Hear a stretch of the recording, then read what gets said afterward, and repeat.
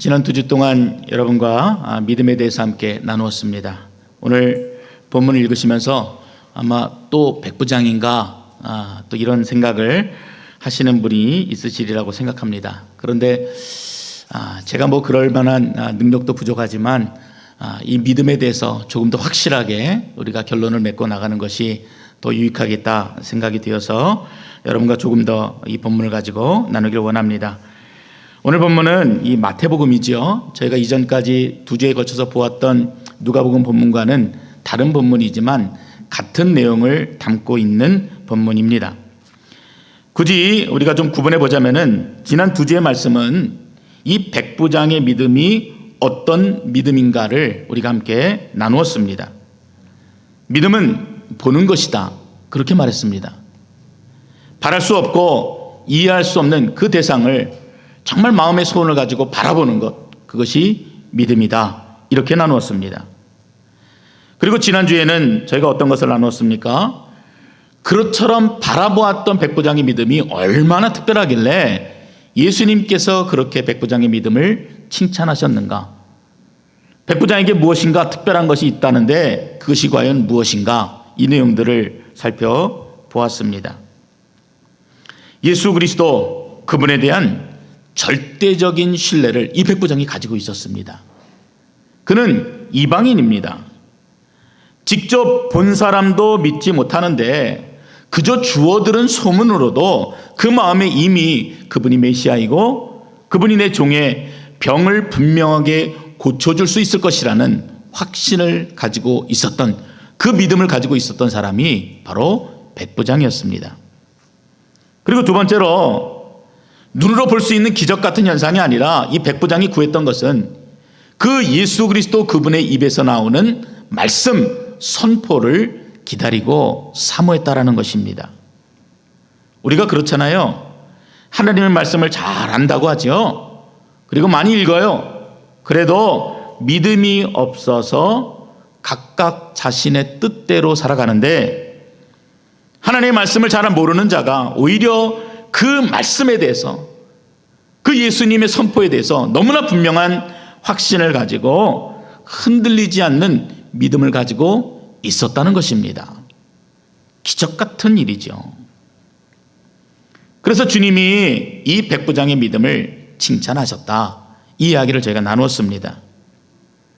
이 기적 같은 일이 기대할 수 없는 사람에게 나타났기 때문에 우리가 그래서 이 믿음을 은혜다라고 더 생각할 수가 있는 것입니다. 그렇다면은 여러분 이렇게 은혜로 주어지는 믿음이라고 한다면은 그러면은 우리가 이 주님께 무엇인가 액션을 좀 취하고 싶은데 뭔가 행동으로 보여주고 싶은데 그냥 주시는 것 말고 주님이 내게 무엇인가 바라는 것이 있을 것 같은데 과연 그것이 무엇일까라는 것들을 오늘 여러분과 좀 나누려고 합니다. 지난주 말씀에 이어서 좀 살펴보면은 이 누가복음의 기록은요, 예수님께서 이렇게 말씀하십니다. 이스라엘 사람들 중에서 이만한 믿음을 내가 만나보지 못하였다. 이렇게 말씀하시고, 그리고 백부장의 믿음을 칭찬하십니다. 그리고 백부장이 보냈던 종들이 집에 돌아가 보니까 이미 그 하인의 병이 나았더라. 이렇게 이야기가 마무리가 되어집니다. 그런데 오늘 이 마태복음 8장의 본문은 누가복음에는 없는 쏙 빠져있는 아주 특별한 내용이 오늘 본문에 기록이 되어져 있습니다. 8장 13절의 말씀입니다. 예수께서 백부장에게 이르시되 가라, 네 믿은 대로 될지어다. 그렇게 말씀하시니 그 즉시 하인이 나았다라는 이 내용이 이 마태복음에만 기록되어져 있는 아주 특별한 내용입니다. 내 믿은 대로 될지어다. 아이고, 이 이야기만 들어도 가슴이 막 뛰어요. 내가 소원을 가지고 간구했는데 너의 믿음대로 될지어다. 막 가슴이 뜁니다. 그런데 그 즉시 하인이 나았더라. 얼마나 가슴 벅찬 이야기가 아닌지 모릅니다. 상황은 불가능한데, 희망이 없는데 그 절반 가운데 부르짖는 그 간절한 기도를 응답해 주셨다. 들어주셨다. 그것도 즉시 응답해 주셨다라는 것입니다. 내 믿음대로 될지어다.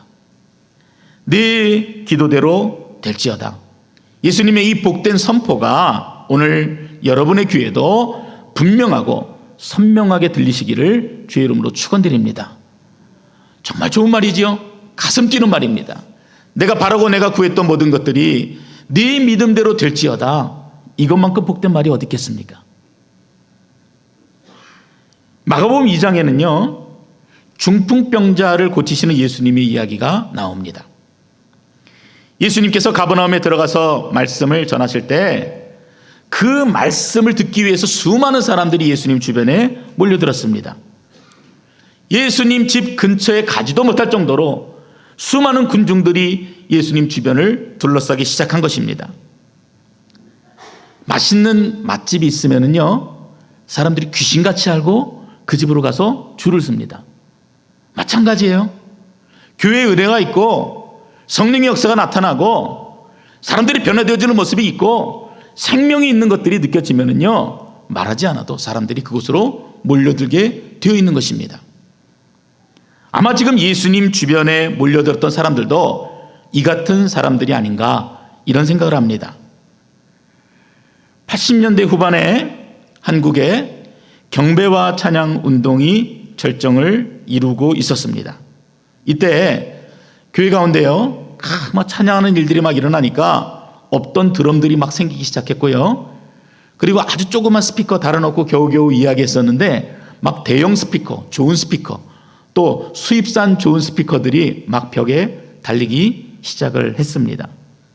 아마 이제 아시는 분들은 아시겠지만 뭐 예수전도단이라든지 CCC라든지 아니면 경배와 찬양이라든지 이런 청년 운동을 통해서 각 교회가 찬양의 뜨거운 불길로 휩싸였었습니다.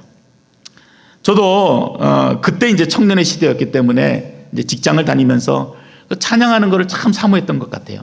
그래서 직장을 마치고 목요일이 되면은 그 동부 이천동에 있는 온누리교회 경배 찬양 모임에 가기 위해서 막 불이 나게 달려갔던 기억이 있습니다. 근데 제가 직장을 마치고 가니까 시간이 늦잖아요. 근데 가보면은요 그 사람들이 얼마나 많이 그 본당에 꽉 몰려 있는지 그 앞에는 보이지도 않습니다. 근데도 좋은 거예요. 그 계단을 올라가는데 좋은 거예요. 그 찬양 소리를 들으면서 눈물 흘리면서 그 계단을 기어 올라가는 게 좋은 겁니다. 그 예배도 어디서 드립니까? 그 가까이 가지 못하고 계단에 앉아서 그냥 소리로만 듣고 그러고 찬양을 했던 그런 기억이 있습니다. 지금 예수님 주변에 사람들이 몰려들었다? 이런 마음이 아니겠습니까?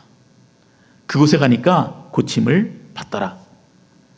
그곳에 가니까 은혜를 받더라. 사람들의 소문이 꼬리를 물고 꼬리를 물어서 많은 사람들이 그 집을 애워쌌습니다. 그런데 그 동네에 중풍병을, 그것도 아주 중증인 중풍병을 앓던 환자가 있었습니다. 얼마나 그 병이 심했는지 몸을 제대로 가눌 수도 없었습니다.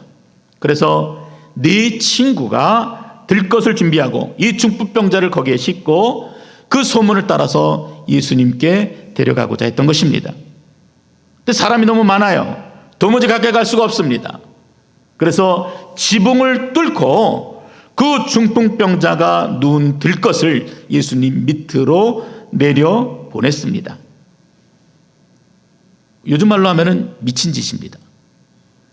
근데 예수님께서 그 모습을 보시고 뭐라고 말씀하셨는지 아십니까? 예수께서 그들의 믿음을 보셨다 이렇게 얘기합니다. 아니 미친 짓인데 도대체 이들한테 무엇이 있기 때문에 예수님이 그들의 믿음을 보셨다라고 이야기하십니까? 상황은 절망이잖아요.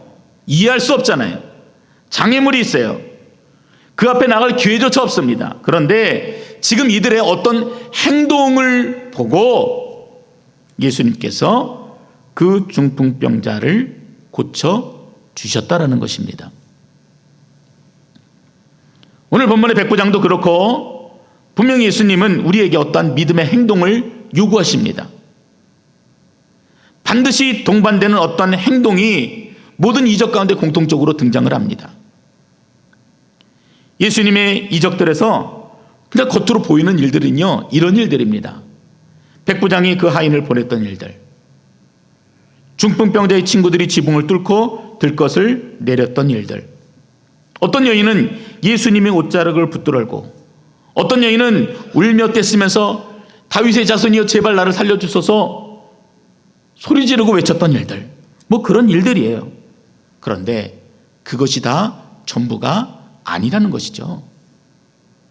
주님은 분명히 그들의 믿음을 보셨다라고 반복적으로 기록하고 있는데, 그렇다면 이들의 과연 겉으로 보이는 것 말고 그 중심에 무엇을 보고 예수님이 이들의 믿음을 보았다라고 말씀하느냐 말입니다. 이 내용들을 여러분과 오늘 구체적으로 좀 살펴보고자 하는 것입니다. 첫째로 예수님께서 병든 자들을 고치실 때 반드시 보셨던 것이 있는데, 그것은 용기 있는 믿음입니다. YWAM의 창시자인 로렌 커닝햄 목사님이 쓰신 책 가운데 벼랑 끝에 서는 용기라는 책이 있습니다. 그 책에 보면은 1800년대 살았던 블론딘이라는 고개사 이야기가 있습니다. 이 블론딘은 나이아가라 폭포를 안전 그물도 없이 그저 그냥 밧줄 하나 걸쳐놓고 건넌 것으로 유명한 그런 사람입니다. 고개사입니다. 하루는 밧줄 위에 조금 더 위험한 모험을 하기로 했는데, 거기에다 손수레를 넣고 그 안에는 무거운 시멘트 주머니를 가득 채웠습니다. 그리고 160피트 상공의 밧줄을 건너는 모험을 하게 됩니다.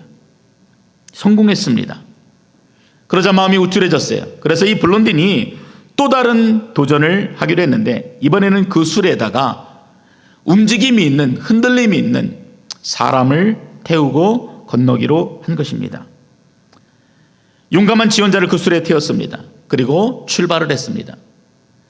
군중들이 환호를 했고 그 결과에 사람들이 돈을 걸기 시작했습니다. 근데 블론딘이 용감하게도 그 밧줄의 중간쯤 갔을 때 이들의 실패에 내기를 걸었던 한 사람이 몰래 그 버팀줄 중에 하나를 끊어버린 것입니다. 밧줄이 심하게 요동치기 시작합니다. 블론딘은 균형을 유지하려고 애를 쓰면 쓸수록 이제 죽음이 눈앞에 놓여져 있다는 생각을 지울 수밖에 없었습니다. 수레바퀴가 이제 밧줄에서 벗어나기만 하면은 지금 여기 있는 두 사람 다 저 파도치는 저 물속으로 흔적도 없이 사라져버릴 것이다. 그때 블론딘은 수레에 탄 채 두려움에 떨고 있는 사람에게 명령합니다. 일어서십시오. 일어서세요. 그리고 내 어깨를 잡으십시오. 근데 그게 쉽습니까? 떨고 있는 남자가 겁에 질려서 아무런 행동도 하지를 못했습니다. 그러자 이렇게 얘기했습니다. 아무 생각도 하지 말고 일어나십시오. 그리고 수레를 던져버리세요. 내 말대로 하지 않으면 당신 죽습니다. 그제서야 그 남자는 흔들리는 수레에서 서서히 일어섰습니다. 그리고 블론딘이 얘기합니다. 두 팔로 내 목을 끌어 안으십시오. 그리고 다리를 내 허리에다가 두르세요. 블론딘은 그 남자에게 계속적으로 명령했습니다. 그 남자가 블론딘의 목을 잡고 다리로 허리를 감싸는 순간 그 빈 수레는 그 깊은 강물 속으로 떨어져 버렸습니다. 그리고 이내 사라져 버렸습니다.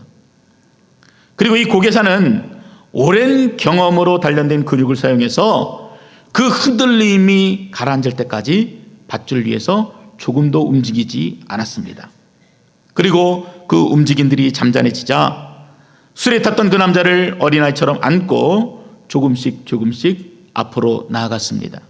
그리고 마침내 블론딘은 안고 있던 그 남자를 반대편에 내려놓았다라는 이야기입니다.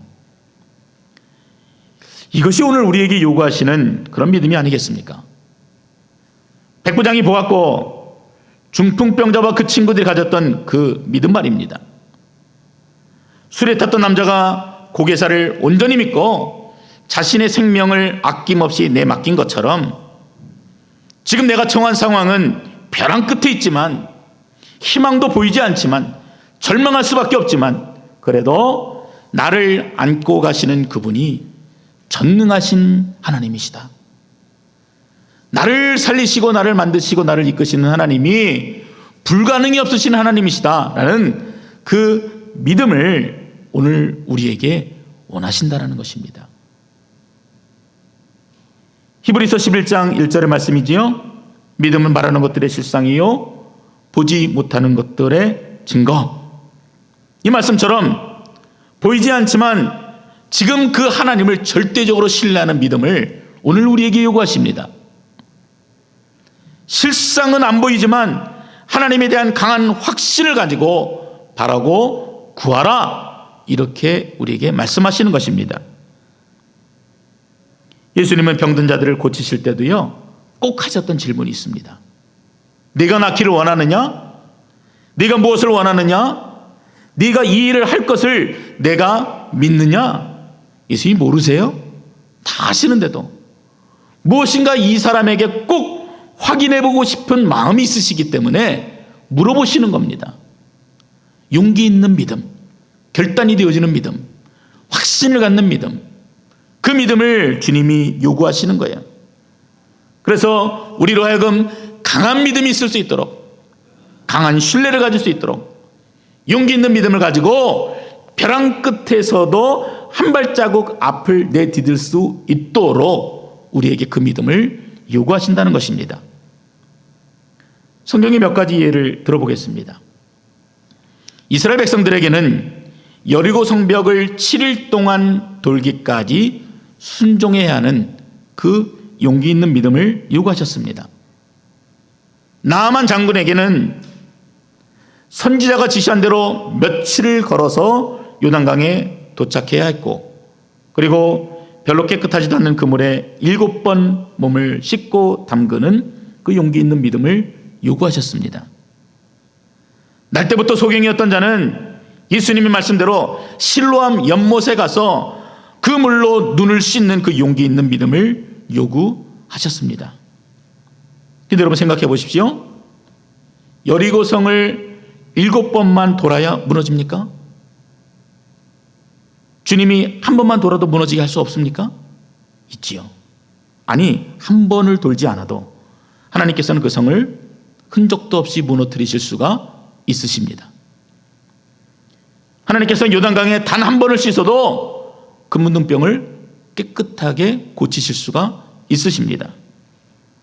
그럼에도 하나님께서는 지금 우리의 그 믿음이 단지 구원을 얻는 믿음으로만 머무는 것이 아니라 세상을 거스르는 용기 있는 믿음으로 고백되어지기를 원하셨던 것입니다. 그래서 7번을 돌으라 말씀하셨고 7번을 씻으라 말씀하셨고, 그리고 말도 안 되는 요구들로 우리들의 믿음을 요구하셨던 것입니다. 아들아, 내가 나를 절대적으로 신뢰하냐? 딸아, 내가 온 우주 만물을 주관하는 창조주임을 믿느냐? 이렇게 물어보실 때 여러분, 네, 그렇습니다. 네, 제가 주님을 그렇게 믿습니다. 네, 제가 흔들리지 않는 그 믿음으로 주님을 그렇게 고백합니다. 이런 결단이 여러분 안에 있으시기를 바랍니다. 그런 믿음을 가지고 있으면은요, 벼랑 끝에 서 있어도 나를 믿고 허공에 발을 내디딜 수 있는 그 용기 있는 믿음을 우리가 가질 수가 있는 것입니다. 두 번째로, 이적을 구하는 자들, 하나님의 은혜를 구하는 자들에게 주님이 요구하셨던 믿음은요, 온전한 믿음입니다. 2007년이죠. 거의 한 10년이 된 것 같은데, 서울 상암 운동장에서 평양 대붕 100주년 기념 집회가 있었습니다. 지금은 이제 소천하셨지만, 이제 고 오카노 목사님께서 그때 이제 계시록 3장의 말씀을 가지고 말씀을 전하셨습니다. 그 내용이 무슨 내용이냐면요, 이름은 살았다고 하나 그러나 현실은 죽은 교회, 계시록에 있는 사대 교회를 말씀하셨어요. 그런데 이 사도교회가 오늘 한국 기독교의 현실이라는 얘기를 아주 힘있게 선포하셨습니다. 우리가 자랑하는 기독교의 모습은 어떻습니까? 한국 인구의 4분의 1이 크리스찬이다. 1000만의 믿는 성도가 있다. 세계 최대의 교회가 한국에 있다. 인구당 비율로 보아도 선교사 파송 세계 1위. 새벽기도, 철야기도, 통성기도, 뭐 우리가 자랑할 수 있는 것들이 너무나 많습니다. 그런데 주님이 오늘의 한국교회를 보시면은 과연 뭐라고 이야기하실 것 같습니까? 이름은 살았으나 행위가 죽은 한국교회, 사대교회다라고 분명히 말씀하실 것입니다. 아무리 좋게 포장을 해보려고 해도요, 이제는 더 이상 부인할 수조차 없는 지경이 되어버렸습니다. 지금도 그렇습니다. 그저 그냥 여전히 믿기만 하면 구원을 받는다 이러면은요, 아멘 아멘 합니다. 믿으면 하늘의 복도 받고 땅의 복도 받습니다. 할렐루야 난리가 납니다. 이 땅에서 복을 누리고 사는 것에 청중들이 환호합니다. 그리고 목사들의 설교도 온통 그런 청중들의 귀를 즐겁게 하는 기복적인 설교로 가득합니다. 그러나 성경은 그것만을 말하지 않아요. 오히려 야고보서 2장의 말씀처럼 행함이 없는 믿음은 죽음이다. 너의 믿음은 거짓된 믿음이다라는 것을 얼마나 반복적으로 말하고 있는지 모릅니다. 여러분 듣기 불편하시죠? 힘드시죠? 내 모습이 내 정체가 그대로 드러나니까 얼마나 마음에 찔림이 있습니까? 그런데 그런 설교를 듣기가 이제는 어려워졌습니다. 다시 말해 우리의 믿음이 온전하지 않다라는 증거가 됩니다. 여러분께 묻겠습니다. 여러분 신앙의 목표가 무엇입니까? 왜 믿으세요? 여러분 신앙의 목표가 믿음을 통한 성공입니까? 자녀의 잘됨이에요? 오래 사는 겁니까? 부귀영화입니까? 잘못된 것입니다. 우리의 목표는 오직 예수 그리스도 한 분이십니다. 믿으십니까? 아멘. 여러분 여기 흔들림이 있으면 안 돼요. 여러분 착각하지 마십시오. 아멘 소리 크게 하고 통성기로 잘한다고 믿음이 좋은 게 아니에요. 뭘 믿는지도 모르면서 어금니에 힘주면서 믿습니다 그러지 마세요. 이만 아파요. 이만. 그렇게 한다고 믿음 있는 게 아니라는 말입니다. 때때로 제가 말씀을 전할 때 저희 교회가 아멘을 잘 안 해서 답답하게 느껴질 때도 있습니다. 솔직히 그렇습니다. 근데 그것은요 우리의 자라온 환경과 신앙의 배경이 각각 다르기 때문에 그렇습니다. 얼마 전에 크리스 탐린이라는 유명한 찬양사역자가 이 에드먼튼에 와서 집회를 했습니다. 그래서 유스 애들이 이제 그 집회에 참석을 했었는데 이제 그 집회에 참석했을 때 그 앞에서 있었던 인도하시는 분이 이제 그런 재미난 이야기를 좀 하셨대요. 여러분 이 자리에 그 베프티스트를 손들어 보십시오. 그랬더니 많잖아요. 그러니까 손을 막 사람들이 들었대요. 그랬더니 보기 좋다고 딱 그 정도만 하라고 이렇게 얘기를 했대요. 여기에 그럼 풀 가스펠 처치에서 오신 분들, 순복음교에서 오신 분들 손들어 보십시오. 그랬더니 사람들이 막 손을 들었대요. 딱 거기까지만 하라고, 더 높이 들지도 말라고. 워낙 열정적이니까요, 표현하는 게. 그리고 나서 메노나이트에서 오신 분들 손들어 보십시오. 이분들은 되게 조용하시고 자 표현을 안 하시는 분들이에요. 이분들이 손을 드니까 당신들이 이렇게 뜨겁게 그리고 소리 높여 찬양한 거 내가 오늘 처음 봤다. 이런 얘기를 하셨대요. 이건 무슨 얘기입니까?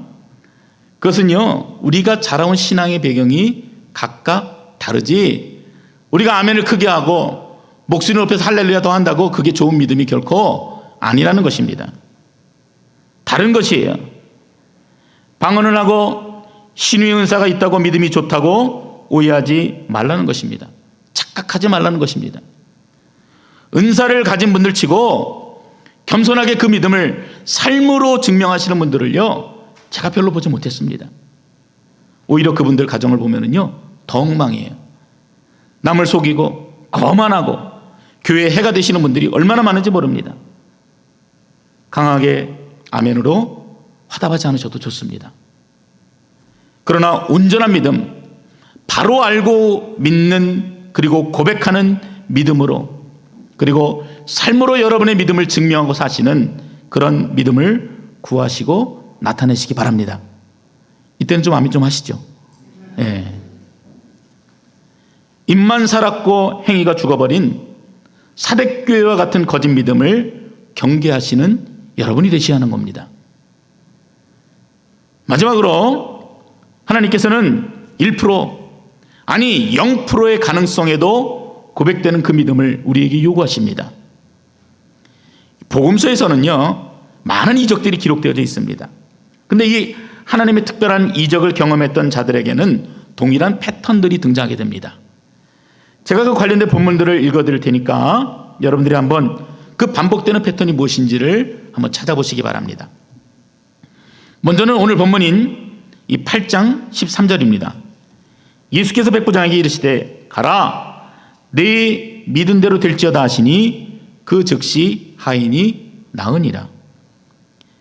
마태복음 9장 18절로 26절의 말씀은 혈루증을 앓던 여인이 예수님의 겉옷을 만지는 그 내용이 기록되어 있습니다. 그때 예수님께서 이렇게 말씀하세요. 그를 보시며 이르시되 따라 안심하라, 네 믿음이 너를 구원하였다 하시니 그 여자가 즉시 구원을 받으니라. 누가복음 7장 48절에서 50절에는 옥합을 가지고 나온 여인에게 말씀하신 내용이 기록되어 있습니다. 이에 여자에게 이르시되 네 죄사함을 얻었느니라 하시니 함께 앉은 자들이 속으로 말하되 이는 누구에게 죄도 사하는가 하더라. 예수께서 여자에게 이르시되 네 믿음이 너를 구원하였으니 평안히 가라 하시니라. 하나 더 볼까요? 여리고성의 소경에게 하신 말씀이 누가복음 18장 42절에 기록되어 있습니다. 예수께서 저에게 이르시되 보아라, 네 믿음이 너를 구원하였느니라 하시매. 여러분 패턴을 찾으셨습니까? 뭐가 반복되고 있지요? 믿음이 너를 구원하였다. 또 있습니다. 첫째는 지금 이 예수님 앞에 서 있는 자들은요, 희망이 단 1%도 없는 자입니다. 살기 위해서 세상에서 이런저런 방법을 다 동원해 보았지만 아무런 답을 찾지 못해서 절망 속에 살았던 사람들입니다. 그리고 두 번째는 그런데도 지금 이들은요, 그 1%도 안 되는 희망을 마치 100%의 확률처럼 확신을 가지고 믿고 예수님 앞에 매달리고 있다는 것입니다. 그리고 세 번째, 여러분이 말씀하신 것처럼 이들은 지금 예수님 앞에 한결같이 네 믿음대로 될지어다, 네 믿음이 너를 구원하였다 라고 하는 이 감격적인 응답을 받았다라는 것입니다. 여러분의 간구도 즉시 응답되기를 원하십니까? 아멘. 저 너무 원해요. 새벽마다 기도할 때 간구하는 것들이요, 제가 계획하고 꿈꾸고 상상하는 것보다도 완벽한 하나님의 방법으로 이루어지기를 누구보다도 간구합니다. 그렇다면 우리에게 희망이 없다는 것을 여러분 믿으셔야 합니다. 아니, 그 목사님 무슨 말입니까? 우리에게 희망이 없다니요. 우리가 세상의 희망 아닙니까? 근데요, 여러분 이 사실이 여러분 안에 인정되지 않으면, 나에게 희망이 없다, 그 사실이 인정되지 않으면 우리는 결코 우리 스스로를 포기하지를 못합니다. 지난 주간 새벽에 출애굽기의 10가지 재앙들을 나누었습니다. 하나님께서 돌이킬 수 있는 기회를 끝까지 주시는 내용이에요. 또 주고 또 기회를 주고 돌이킬 수 있도록 말씀하는데도 애굽 왕 바로가 끝까지 포기하지 않습니다. 자신들의 전 재산이라고 할 수 있는 논과 밭의 식물들이 다 불에 타버리고 키우던 가축들이 다 죽어버리고, 그리고 자신이 소원들을 가지고 구했던 그 모든 우상들이 다 무너지고 결국에는 자신들에게 있어서 생명과도 같은 장자를 잃게 되자 그제서야 비로소 이스라엘을 포기하게 됩니다. 근데 여러분, 이 애굽의 왕 바로가 너무하다고 생각하세요? 근데요, 이 애굽 왕 바로는요, 바로 우리의 모습입니다. 나예요. 우리는 내가 의지할 수 있는 단 1%만 있어도요, 하나님을 온전히 찾지 않습니다. 그러나 특별한 이적을 경험한 사람들 앞에서는 벼랑 끝에 서게 되면은요, 그 상황은 분명 다른 것입니다. 그 절망 앞에서 우리는 내가 가진 한계를 정확하게 인식하게 됩니다. 그리고 말하지요. 나는 역시 아무런 소망이 없는 자구나. 나에게는 어떤 희망도 없구나. 그래서 바울의 고백처럼 내 속사람으로는 하나님의 법을 즐거워하되 내 지체 속에서 한 다른 법이 내 마음의 법과 싸워서 내 지체 속에 있는 죄의 법으로 나를 사로잡는 것을 보는도다. 오호라, 나는 곤고한 사람이로다. 이 사망의 몸에서 누가 나를 건져내랴. 누가 얘기했어요? 초신자가 아니에요. 바울이 자신의 한계를 바라보면서 내 안에 소망이 없고 내 안에 희망이 없다는 것을 이렇게 고백하는 것입니다. 오호라, 나는 곤고한 사람이로다. 이 사망의 몸에서 누가 나를 건져내랴. 그런데요, 이 한계를 경험하는 자만이 비로소 하나님을 온전히 의지하게 되는 것입니다. 0%의 희망, 이것은요 반대로 말하면은, 믿음으로 말하면은 주님께 100% 희망을 두는 것입니다. 주님, 저는 0%입니다. 그러나 주님은 내게 100%입니다. 그때 주님이 여러분에게도 동일한 음성을 들려주실 것입니다. 어떤 음성이요? 내 믿음대로 될지어다. 내 믿음대로 될지어다. 내 믿음이 너를 구원하였다. 이 자리에 계신 모든 분들이 한 분도 빠짐없이 이런 주님의 음성을 들으실 수 있기를 축복합니다. 말씀을 정리합니다. 여러분, 우리가 이 같은 하나님의 음성 듣기를 원하고 이런 응답 받기를 원하죠. 누구보다도 원합니다. 기적을 경험하고 싶고 간절히 구할 때 참 상상할 수 없는 일들이 우리 눈앞에 보이기를 원합니다. 그렇다면 여러분, 부르짖으십시오. 용기 있는 믿음으로 매달리시기 바랍니다. 변질된 믿음, 내 뜻대로 하는 믿음이 아니라 온전한 믿음으로 주를 부르짖으시기를 축복합니다. 그리고 내게 아무런 소망이 없음을 깨닫고 주님께만 100% 희망을 두는 겸손한 믿음을 구하시기 바랍니다. 그럼 하나님이 우리 귀에도 그 분명한 응답을 들려주실 것입니다. 내 믿음대로 될지어다. 아멘.